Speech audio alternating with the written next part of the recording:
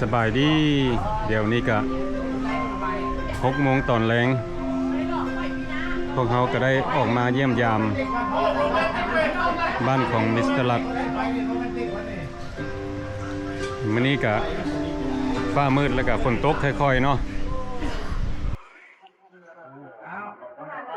มื้อนี้ก็มีหมู่คู่ออกมาหลายคนเขาสิมาถ่ายให้พี่น้องได้เบิ่งว่ามีผู้ใดแน่แล้วก็รายการเพิ่นมื้อนี้เฮ็ดหยังอันนี้ก็มอดมาจากเมืองเฟรสโนเป็นยังไงมอดประเทศลาวนี่เป็นยังไงโอ้ยเนาะบ่มีคอมเพลนเลยบ่มีคอมเพลนเนาะแต่ใจดีหัวดีI love it love it เนาะ There's no way yeah you know กันไม่เคยมาแบบว่าหลายเทื่อแล้ว yeah มาเด้อมาเบิ่งมาเยี่ยมยามมาเยี่ยมยามท่านบ่ฮู้ผู้ใดมาหาไอ้มอร์กนี่สิพาไปเล่นเนาะพาไปเล่นพาไปม่วนเพราะเดี๋ยวนี้มอดก็อยู่ประเทศลาวแล้วแม่นแล้วชื่ออีตาบ่แม่นเขาถึงกลับมาคืนนั่นตัวถึงกลับมาคืนถ้าเขาอยากกลับมายืนแล้วเพราะว่าเขาฮู้ว่าอันนี้เป็นเมืองเฮาเป็นประเทศเฮาเป็นโอ้ยครับก็ยังไม่ได้อีกต้องมา experience เจ้าเองอยากมาแต่โดนแล้วมานี่เพิ่นซื้อปิ้งยนต์ให้ฟรีง่ายคักหลายเนาะคักหลายมานี่จังน้อยก็เอาเมียมาเอาลูกมาแล้วก็โอ้ยง่ายแม่ก็สินาตามมาซื้อเฮือนี่ดิสิเขาซื้อเฮือนี่เขาซื้อแล้วก็บ่มีรายจ่ายอย่างนี้บัดนี้เป็นตัวซื้อบาทเดียวหมดมันก็แล้วไปรายจ่ายกับน้อยกินข้าวกับแซ่บมื้อนี้พ่อเขา2 คนออกมาเยี่ยมยามมิสเตอร์ลัดเนาะแล้วก็มาเยี่ยมยามมื้อนี้เพิ่นก็มีหมู่หลายคนมากินข้าวกินน้ำกันคนต่างประเทศหมดเด้ไม่ส่วนหลายมีแต่คนต่างประเทศเนาะเขาสิถ่ายให้พี่น้องได้เบิ่งว่ามีผู้ใดแน่ก็มีหลายคนที่เฮาฮู้จักนี่ล่ะพี่น้องคนที่มีชื่อเสียงดังก็มามื้อนี้น่ะไอพีดลาวซาวด์พร้อมด้วยภรรยาของเพิ่นมาเฮามาเบิ่งดูว่ามีผู้ใดแน่หน้าตาคนที่มีชื่อเสียงดัง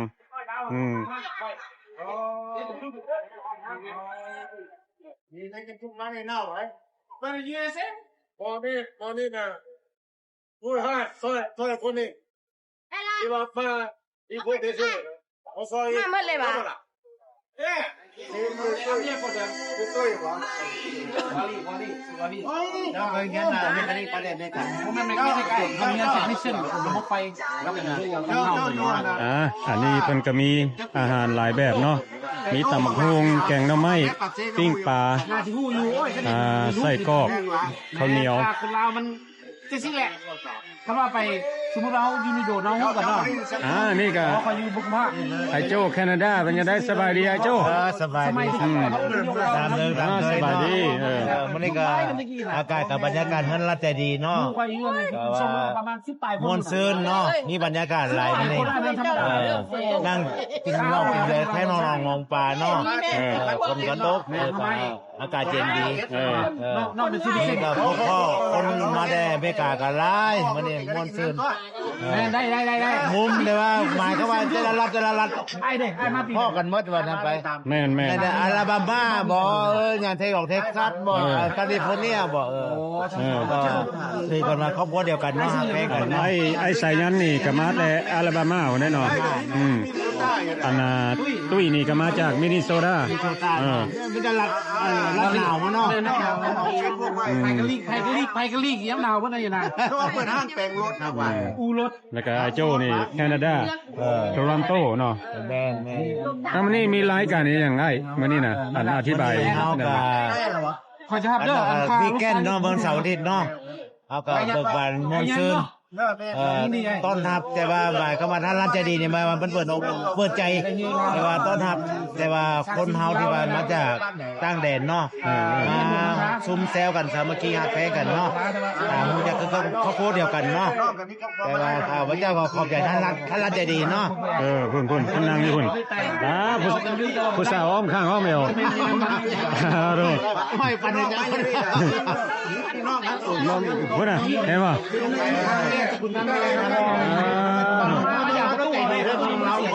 ต้องมา แม่น ต้องใจดี ขันใจดีก็สิเป็นแบบเราเนาะ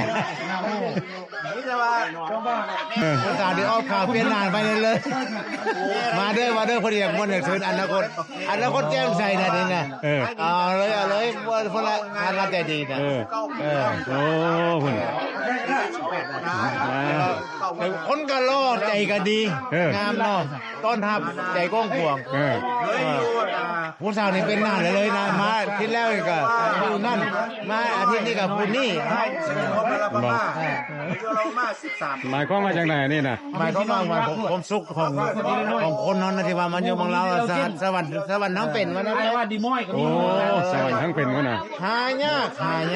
สวรรค์ทั้งเป็นแน่เลยคนเฮาเนี่ยท่านคนเฮาเนี่ยเฮ็ดให้คนหักเนี่ยมันก็ยากนี่คนสร้างสบายใกล้ได้สลายนี่เราก็ใกล้ว่าไม่ก็ว่ารู้สึกว่าท่านรัฐนี่ก็ว่าท่านที่ว่าคุ้มแล้วชีวิตอะไรน่ะบ่มีหยังเสียใจราชมาทีนั่นก็ยากม่วนซื่นสบายแล้วมื้อนี้ทราบอะไรก็จะเข้าใจมื้อนี้ก็มีหมู่คู่มาแต่หลายบอลเนาะแม่นกันเนาะเดี๋ยวนี้ก็ส่วนหลายก็คนอยู่ลาวนี่แหละเนาะแต่ว่าเฮาก็มาแต่ต่างประเทศแบบไอ้โจ้นี่แหละมาแต่แคนาดาแล้วเฮาก็มาแต่อเมริกาแล้วนี่ก็มาแต่อเมริกาก็นี่มาแต่อเมริกาอันนี้ก็อเมริกาคือกันอาทิตย์ลาวซาวด์จะได้กลับไปอเมริกาอีกโอเค brother alright อาทิตย์ลาวซาวด์มาจากโอไฮบ้าน600 เมตรโอไฮโอมันยังแค่มีเซอร์วิสต้องเปิดโดนร้อนเลยว่าหายไปเปิดได้แค่ไหนมันบล็อกไว้ได้เลยนะไป2019นะโอ้มีอย่างปัญหาเรื่องได้ศึกษาได้บ่ให้ก็ไปอยู่ปีได้ลงตักร้อนนะที่ต้องมาสบายดีอาทิตย์ของแท้ก็ว่าของแท้ว่าได้กระยาเนาะมาโลดประเทศลาวมาโลดอันนี้คือพวกเจ้าฮู้แล้วเนาะคอยมีโรงงานอยู่อเมริกาเฮ็ดประเดกคนก็สิบเกือบเบิดสหรัฐฮู้เนาะก็แซ่บบัดมานี้มาเฮ็ดอยู่ประเทศลาวซอยประเทศลาวเฮาก็ส่งกลับคืนไปอีกsame great taste same เพราะว่าเฮาผ่านออยอเมริกาเฮามาตั้งอยู่ประเทศลาวซื่อๆบ่ได้เปลี่ยนเทสเนาะมาเด้อพวกเจ้าเด้อมากินมาเป็นอันนี้คนบ้านนอกเพิ่นบ่มักเข้ากองโอเคของแท้นี่ถ้าสิว่ากันโอ้แปลว่าแบบซุปเปอร์ทาเลนต์ก็ยังเคยเห็นเราเล่นโอเกนเห็นโอ้ he's good man he's good very good อันนี้นี่ว้าวเยอะว้าวคนไทยของว่าบ่เป็นยังโอเค thank you brother อาทิตย์ลาวซาวด์เป็นนักร้องแล้วก็เป็นพ่อค้าอยู่ประเทศลาวมีฮั่นเฟอร์น้อยเนาะฮั่นเฟอร์อยู่ใส่กรอบบอกให้พี่น้องฟังดูบ่ยังบ่จบเนาะฮั่นเฟอร์ได้เปิดเดือน2วันที่3 2025ฮั่นทมิตรฮั่นที่2นี่ in about 2 months อีก2เดือนสิเปิดอยู่หนองแตงเหนือแล้วเฮาสิแฟรนไชส์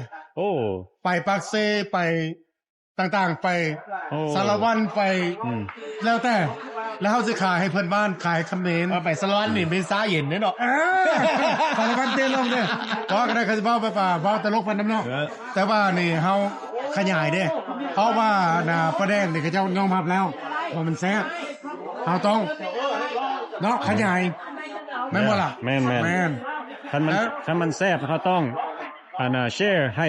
คนอื่นได้กิน แม่น น้ำ แม่นแม่น อย่า แม่นแม่น เขาสิมากินแต่วัน แม่นแม่น วันซีรีส์บ่ได้ แม่นบ่มีแต่ประเดกก็มี2จังหวะมีประเดกที่ออริจินอลที่พวกเจ้ามักอยู่อเมริกาเนาะมีประเดกตัวนึงนี่ออกมาแล้วแบบคนเอเชียก็จะมักสองมามีน้ำสเตอร์ฟรายคั่วสารพัดอย่างแล้วก็มีประเดกเครื่อง spicy dipping sauce คนอเมริกันเขาเว้ากัน spicy dipping sauce เพราะว่าสไตล์อเมริกันเฮานะ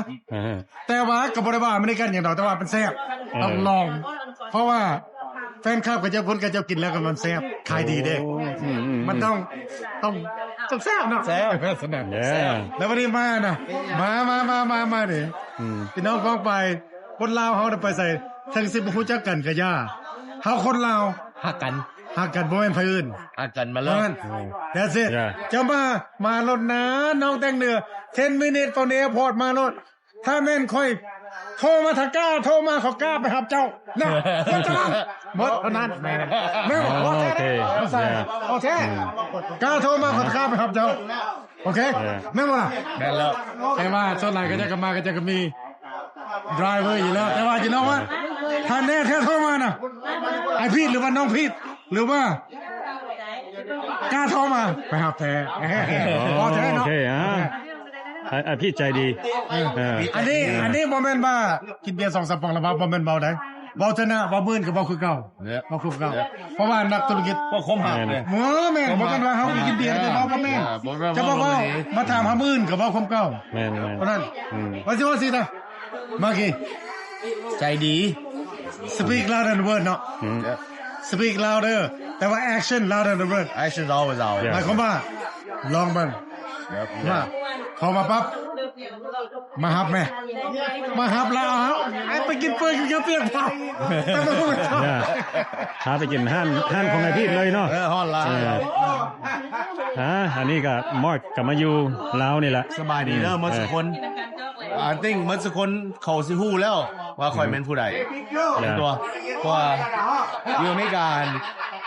เอาหักคนหลายคนเฮ็ดชื่อเฮ็ดเพจเฮ็ดอย่างโบสนหักกันพี่น้องในใจนี่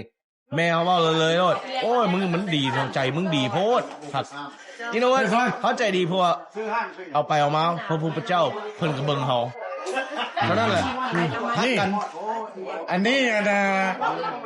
ผู้ที่อยู่เบื้องหลังของรีซปีอย่างน่ะต่างๆเป็นเราเป็นว่าเมียฮักของค่อยเนี่ยเราเนี่ยแปลว่าเราเดินแล้วนะ in the background ประมาณเจ้าเป็นทั้งหน้าแล้วเป็นทั้งหลัง ก็เป็นแบรนด์แต่ว่าเราเนี่ยเรื่องรีซปี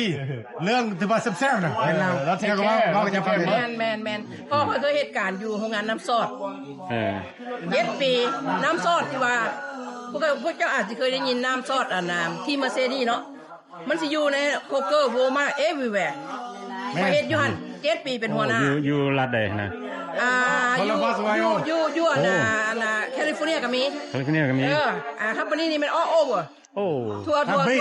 เบสอยู่คาราบาสไวโอ แม่น แล้วก็เจ้าขยายไปเลย แล่นไล่ มันเป็นน้ำซอสนะ น้ำสลัดนี่นะบ่เคยว่ามื้อหนึงสิได้มาเฮ็ดซอสของตัวเอง แล้วประเทศว่าประเทศเนาะประเทศลาวเขาก็ จะได้เฮียนหู้นำอันนั้นมานำเนาะ แมนเป็น experience ข่อย7 ปี 7 years ว้าว 7 ปีเฮียนมาแต่ว่าฮู้จักเบิดทุกอย่างแต่ว่า เรามีมินิทีมนะ มีแบบว่าอเมริกาเนาะเน้น safety first แมน อันอีหยังก็อยาเฮาเฮ็ดสิก่อนเฮาสิแลนพาได้ออกไปต้องได้ไปแทสหาว่าบางคนเขากินบ่ได้เนาะเขาเป็นแบบ allergy เขาต้องได้แทสทุกอย่างห้องแลบห้องหยังทุกอย่าง everything ก่อนเฮาสิแลนได้แล่นไปแล้วครับกลับมาแทสเบิ่งโอเคแล้วจะค่อยแล่นออกไปได้เขาเน้นเลือกเซฟตี้แล้วก็บ่เคยฝันนะว่าสิได้มาเฮ็ดก็เฮ็ดก็แปลว่าภูมิใจเสียงตอบรับมันดีหลาย ชิ้นยา ถ้าอีกก็ว่าเพิ่นว่าซอยซื่อๆว่าซะบอกว่าจะลองคิดบ่ว่าถ้าว่าเฮาเซาเฮาเฮ็ดหยังก็เลยว่าโอเคลองเฮ็ดไปแดกเราบ่ฮู้ว่าข่อยเฮ็ดเป็นประเทศมาล่ะแฟนคลับเสียงตอบรับอันนี้บ่พอเบียร์ตอบรับดีหลายก็เลยว่าขอบใจคันบ่มีคนสปอร์ตเนาะบ่มีแฟนคลับนะเฮาก็มาอยู่ในจุดนี้ก็ขอบใจทุกคนที่ว่าสปอร์ตมาตลอดเป็นแบรนด์ของคนลาว ที่ว่าเฮ็ดอยู่อเมริกาแล้วผ่าน USDA ของอเมริกาเป็นคนแล้วลาวซาวโอเคสปอร์ตเฮาได้เด้อโอเคขอบใจหลายๆ ขอบใจหลายๆเอ้ยนะ หาเบียร์มาให้ได้ เพิ่นก็ได้อธิบายเล็กๆน้อยๆเนาะให้พี่น้อง FC เบิดทุกคนได้ฟังอันนี้ก็สิเป็นธุรกิจของเพิ่น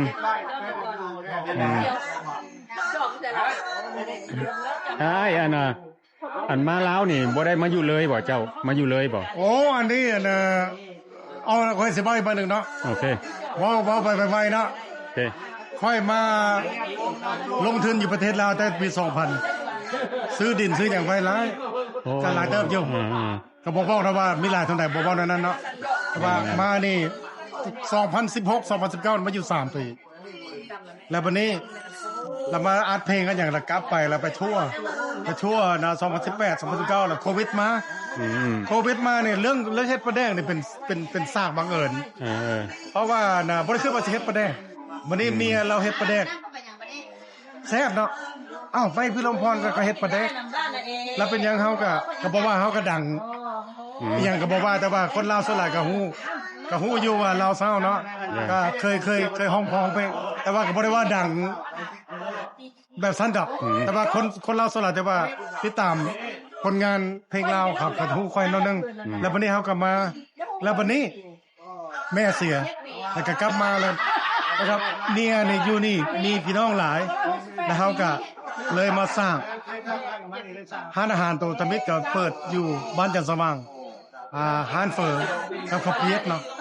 แล้ววันนี้ประเดกอะไรกันที่หน้าได้กินที่หน้าเลยมันเดือน11เดือน12ในปี2025ได้กินแน่นอนแล้วก็เขามีจุดประสงค์ของประเดกลาวซ่านี่ส่งกลับไปประเทศอเมริกาคือกันเพราะว่าเดี๋ยวนี้เขาก็มีโรงงานอยู่ประเทศอเมริกาอยู่แล้วแต่ว่าให้อยู่นี่ส่งกลับไป same great taste คือเก่าแต่ว่าเฮ็ดอยู่ต่างประเทศซื่อๆแต่ว่าแบบ quality คือเก่าแต่วันนี้มาเอาอยู่นี่ถ้าผู้ใดที่มาลาวเนาะต้องการบ่แม่นว่าสู้เหลือต้องการแบบว่า information เฮาให้ได้ถามถ้าเฮาบ่ฮู้ข้อมูลเขาก็จะไปถามมาให้เจ้าว่าเจ้าจะจุดประสงค์มาประเทศลาวเนี่ยเฮ็ดหยังเพราะเฮาอยู่นี่เนาะเฮาคนลาวเฮาซอยกันแต่ว่าก็บ่ได้ฮู้จักเบิดดอกแต่ว่าถ้ามันจะจักว่าโอ้อยากสร้างเฮือนบ่อยู่ไสน้องอ้ายหรือว่าอยู่ไสเฮานี่พอมีสิไปหาข้อมูลมาให้หมายความว่าได้นะมาแล้วฮักแพงกันเนาะจะน่าได้กินแป้งแน่นอนสุดยอดแล้วก็แผนของไอ้นี่สิครับอเมริกาตอนไหน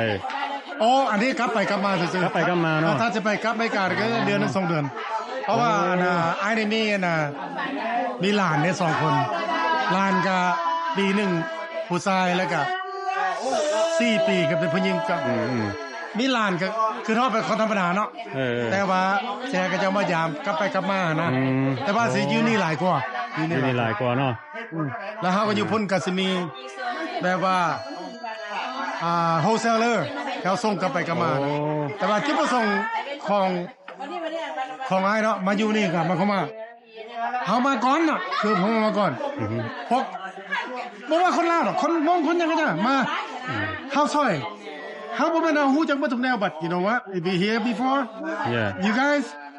we're gonna show you the way a little bit. If you don't know something, no monkey, we'll find it. We'll find a way for you. Yeah, we'll find a way because we are sincere. Right? Yeah. โอเค God's always gonna provide ผู้ใดมีคำถามเนาะหรือว่าอยากให้ซอยเหลือเล็กๆน้อยๆกันได้ติดต่อมาหาเพิ่นได้มา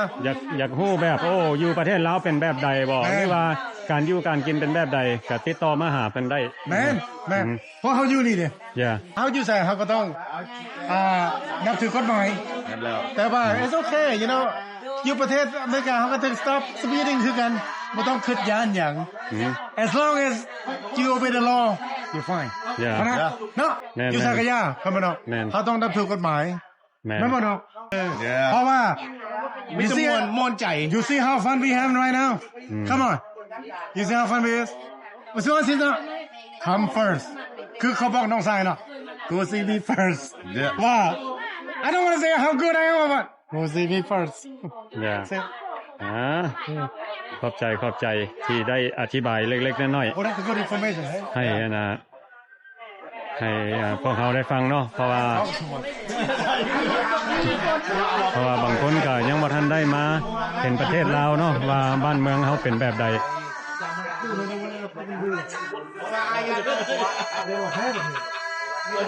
อ้าวสบายดีอ้าวปิ้งปลา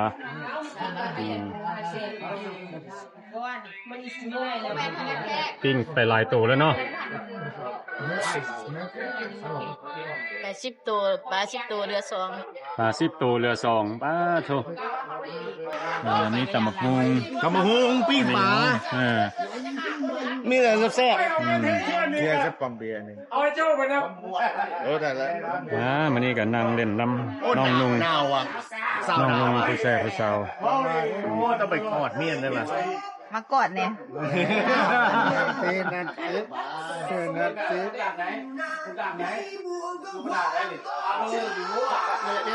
ขอถามเล็กๆน้อยๆได้บ่ แกถามนะ บอกพี่น้องดูมาจากรัฐใด ไอ้นี่ที่จริงไปอยู่อเมริกากันหลายปีเนาะ แต่ว่า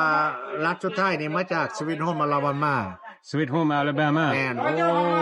สวิตโฮมอลาบามา The famous song แต่ก็บ่นึกบ่ฝันว่าสิได้มาอยู่ประเทศลาวเนาะ แต่ว่ามันก็มีการผิดพลาดเนาะ เออ เกี่ยวกับครอบครัวว่าซั่นน่ะไป โอ้ เนาะก็ต้อง start new journey เนาะ เออ แต่ว่าให้มาอยู่นี่มาเลยบ่ แม่น โอ้มาดนแล้วบ่อันบอก มา พี่ นี่ น้อง ก็ ดู 3 ปีแล้ว 3 ปีแล้ว 3 ยังบ่ได้กลับคุณบ่ กลับอยู่ กลับอยู่เนาะ เพราะว่าปีกายนี่กลับไป6 เดือนนะกลับมาใหม่ อืม กลับมาใหม่แล้วค่ะ ยังมีอย่างอยู่บ่อยู่อเมริกายังมีแบบมีดินดอนอย่าง บ่กัน nothing ขายบ่ล่ะบ่ nothing nothing เนาะ เออ โอ้ freedom ล่ะวันนี้เนาะ freedom ได้ retirement อยู่อ่ะ แม่น so we start new journey in ไอ้ house กินเงิน retirement เลย แม่น โอ้ดีเขาด้ามแล้วแม่นนะ ก็